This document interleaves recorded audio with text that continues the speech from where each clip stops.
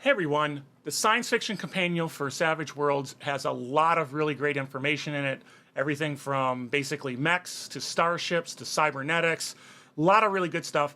And if you're looking for some information on how to create a world for your science fiction game, it provides a little bit of that. But you know, there's some other ones that probably are a little richer, and we'll talk about those too. Savage Worlds, one of the best games today. Hey everyone, it's Carl with Tabletop Tango, your friendly neighborhood Savage Worlds YouTube channel. Look at the bubbles, do the stuff. We'd love your likes, we'd love your subscribe, we'd love your support, whatever you can do. We love seeing the subscriptions go up. It makes us giddy. So please subscribe if you have not and you like the content. So what am I talking about today? So I'm talking about world making in Savage Worlds using the science fiction companion, but also take a look at a couple of other systems out there that do a really, really good job of world building, providing some information on how you can create worlds and create star systems and all that sort of stuff. But let's start with Savage Worlds. So Savage Worlds World Maker is really all about giving some ideas. It's, you read through it, it's got some good random tables, but they're not significantly and have a ton of detail in them. And I don't think the designers really meant to have too much detail to do world building. It's really to give you an idea, give you some flavor, give you some ideas, and get your energy sparked and get moving. So for example, the first table is planetary gravity, which talks about zero, low, normal, heavy, super heavy. I don't know what a planet with zero gravity would be like.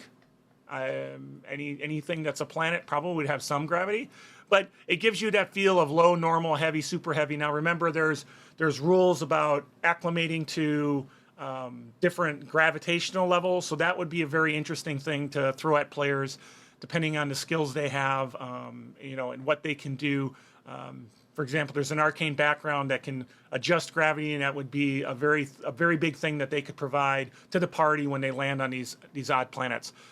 So then they talk about the dominant terrain. So this includes Arctic, temperate plains, water, desert.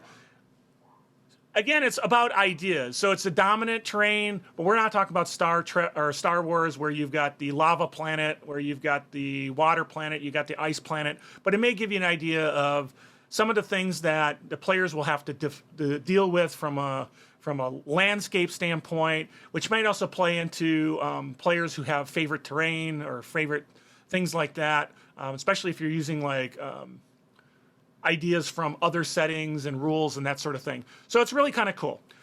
So we'll go with that.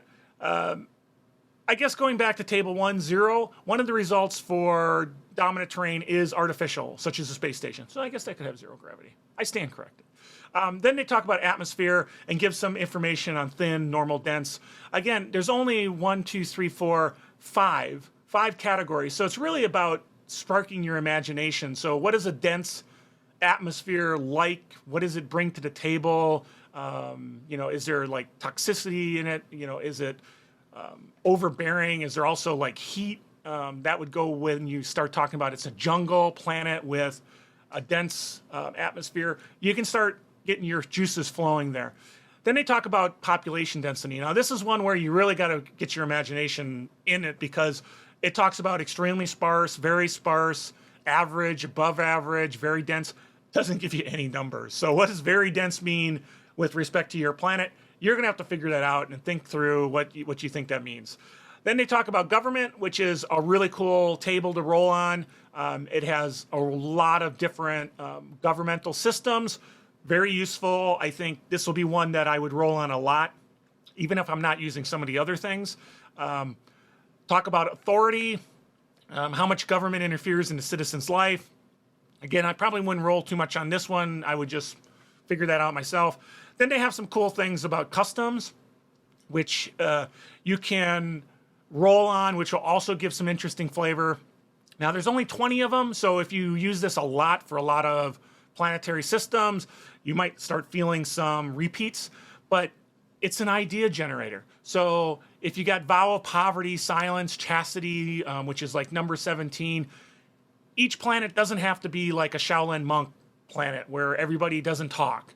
and they vow poverty. Maybe there's something else. Maybe there's other ideas that you can play on that will bring into that scenario that can still use that one, but it's a little bit different for a different planet. Then the second part of customs is they talk about which groups these apply to. So if you rolled, for example, vow of poverty, and you roll, and that's only for military or something, well, then that gives you a really good idea on maybe the military works in a certain way where you give up everything so that you can become part of this important thing for society, and it becomes really, maybe that's how you become a citizen. Well, yeah, you don't know. And then they talk about technology level, always important, as you go in with trying to understand the planet, is it Middle Ages? They talk about 21st century Earth. Then they talk about average for the setting. And then they'd say slightly above average, significantly higher than the setting average, or advanced and mostly incomprehensible technology. Obviously, you're going to have to be careful with that, because if somebody has significantly higher than the setting average technology, why aren't they exploring the galaxy? You're going to have to think of what does that mean? Now, this could mean, they are isolating themselves, could mean that they don't understand the technology that they have, the hyper technology. We've seen that on Star Trek a lot of times, where they've got really heavy technology and they just don't understand how it works, and so they're at the mercy of that technology without actually being able to move further in their development. Then there's a chart on spaceports, what you can find in the spaceport. And then finally, they have a table 10, which is dilemmas, which gives you, how many does it give you? 1, 2, 3, 4, 5, 6, 7, 8, 9, 10. It gives you 10 interesting things to spark an adventure. Again, it's only 10, so reusing them, hopefully your imagination runs wild a little bit. But we can roll on that table, and it has things like Civil War, Lost Artifact, collapse, the planet's main civilizations are on the brink of collapse, so that's pretty cool. Extinction event, the planet is doomed, perhaps the path of world-ending asteroid. So that one could be used multiple times. There's always a possibility of an extinction event on a planet from multiple sources. And then at the end, there's a roll twice more, roll the results if rolled again. So there's really only 9 items, not 10 items. But it's just there to spark your understanding and get you some ideas, and that's really what they're looking for. And that's it. That's what's in the Science Fiction Companion. A couple of tables, very useful. A couple of tables I probably wouldn't use all that much, and just kind of base it on my normal, what I would be doing in my campaign. But it's there to give you some ideas and give you some thoughts. Now, there's two systems that I think do a significant better job. The first item is Mongoose Traveler, 2nd edition. And this has a section on world and universe creation, which gets very, very deep, gets you a lot of information about world creation. Obviously, it's a little bit tied to the fact that it has its own setting, but a lot of this stuff is very, very interesting. So they talk about, you can figure out the size, and it gives you actual numbers and what the gravity might be. It tells you how you would record your information for your planet as you're building out your planet. It defines atmospheres. It talks about the hydrographics, desert world, small seas, large oceans. Talks about low population worlds, world temperature. It gives you population, and it gives you number ranges specifically for the population. So population density 8, hundreds of millions, and it has large cities. So very detailed, a lot of interesting things. And then it talks about cultural differences that you might find.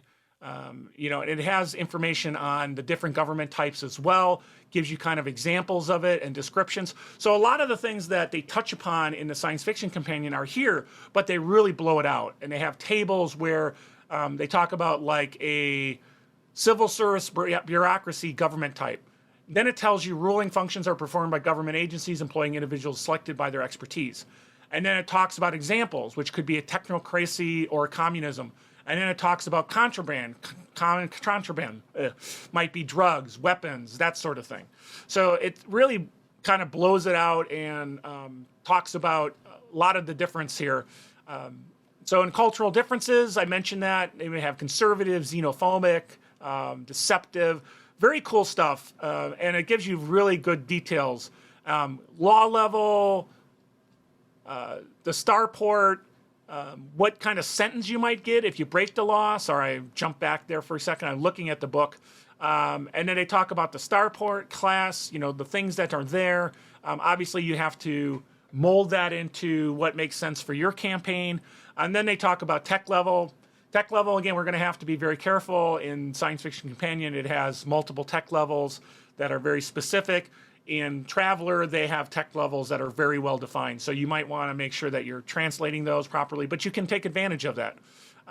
Basis, trade codes, all sorts of stuff. And that's in Mongoose Traveler 2nd edition. So it's a very rich, and I would think if you're doing a science fiction game, this might be a great use. Even if you're playing Savage Worlds, it's a great one to look at and take advantage of. Now, the next one and final one is Stars Without Numbers. Stars Without Numbers kind of came on the scene as an independent game that was published for free, 1st edition. This is 2nd edition. Now, the world creation, there's a lot of stuff in it. It talks about walking through how you think about it. But the thing I want to focus on is what they call world tags. And you roll a D100, so percentile dice, and it goes from 1 to 00. And each one of these things has a detailed description of it in the book. And so you can roll this, get a feel for something interesting about the world. Maybe you roll 2. Maybe you look at how you want to do things. So, for example, if you roll a 30, it talks about freak weather. And then each one of these then, if I get the freak weather, so I get the freak weather, and it talks about the planet is plagued with some kind of bizarre or hazardous weather pattern. Perhaps city flattening storms, regular scourge to the surface. The world's sun never pierces the world's sun never pierces its thick blank clouds. And then they talk about different things. EFCTP. EFCTP stands for enemies, friends, complications, things, and places that fit within the tag. The GM can combine elements of the 2 tags to create one flavor specific to the world. So it's enemies, friends, complications, things, places. If we go back down to our freak weather, E is criminals use the weather as cover. Weather cultists convinced the off-worlders are responsible for some of the disaster. Native predators depend on the weather. F, meteorological researcher. Holodeck crew wanting shots of the weather. C, the weather itself. Multifunctional terraform engines that cause the weather. Okay, cool. T, wind scourge deposits of precious minerals. Holo records of a spectacular and rare weather pattern. Naturally sculpted objects, intricate beauty. P, eye of the storm. The one sunlit place, terraforming control room. Just that alone had so many ideas and thoughts that went into it, and that's just the freak weather tag. You roll another tag, you roll 2 tags, you get other ones where you can apply the EFCTP tags or pick those tags that make sense and combine them, and you get yourself a really cool vibe for your planet or idea around what your planet might be like. Fantastic stuff. Stars Without Numbers, 2nd edition, really good stuff. So the Science Fiction Companion, really good for just some basic ideas, get you some of your juices flowing, get your ideas flowing. But the Science Fiction Companion is not designed to really make a massive, detailed world without sort of your input. But you look at Stars Without Numbers and their world tags, roll a couple of tags on 1 to 100. There's a lot of stuff in there, so it'll be difficult to get repeats a lot. Talk about enemies, talk about places, talk about combine them, and you get some really cool stuff. Mongoose Traveler, same thing, has a very much similar feel to what's in the Science Fiction Companion. You sort of go through tables, talk about government, talk about culture, talk about, but the tables are very rich and they have really deep descriptions and have a lot of information in them that you can use. So anyway, that's a look real quick at the Science Fiction Companion and a couple other ones that you might want to consider as part of your campaign when you're building out new worlds. Once again, I'm Carl with Tabletop Tango. Look at the bubbles, do the stuff. Like, subscribe, support, all that good stuff. Savage World, one of the best games today. Savage World, Benny, enhance my play. Oh, Savage World, different settings.